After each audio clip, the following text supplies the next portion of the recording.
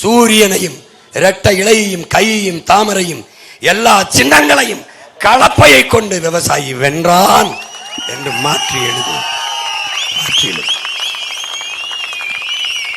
இந்த நிலத்திலே கோயில் பட்டியலில் போட்டியிடுகிற என் தம்பி பாண்டி சட்டம் படித்த இளைஞன், படித்துக் கொண்டிருக்கிற காலத்திலிருந்து என்னோடு நிற்கிற என் தம்பி. 1.5 ஆண்டுகளுக்கு மேலே சிறைப்படுத்தப்பட்டேன் மாண்புமிகு ஐயா கருணாநிதி அவர்களால். கணக்கில்லாத வழக்குகளில் புனையப்பட்டேன். 266 வழக்குகளை தாங்கி இந்திய நாட்டிலே ஒரு மகன் இருக்கிறேன் என்றால் உன் பிள்ளைதான், உன் உடன் பிறந்தவன் தான்.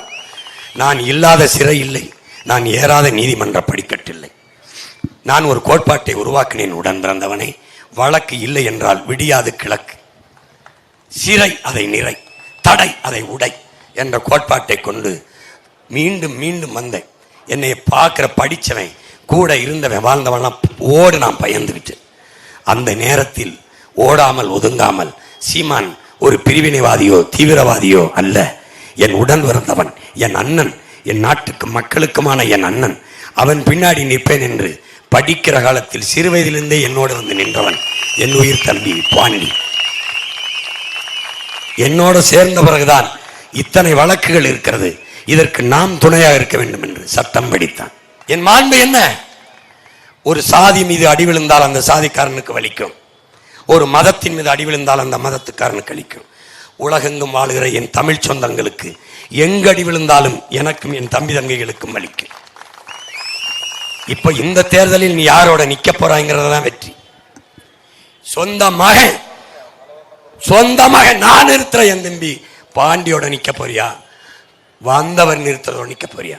ஐயா கருணாநிதி மகன் ஸ்டாலின் நிறுத்தின கருணாநிதியோட நிக்க போறியா? யாரோட நிக்க போற முடிவெடுத்து, யாரோட நிக்க போற முடிவெடுத்துக்க. எழுதுறா, சரித்திரத்தை மாத்தி எழுதுறா. விடுதலை பெற்ற 80 ஆண்டுகால இந்தியாவில் இந்த நிலத்திலே ஒரு மான தமிழன் கூட வெல்லலடா. வரலாறு தான்டா வெல்லல.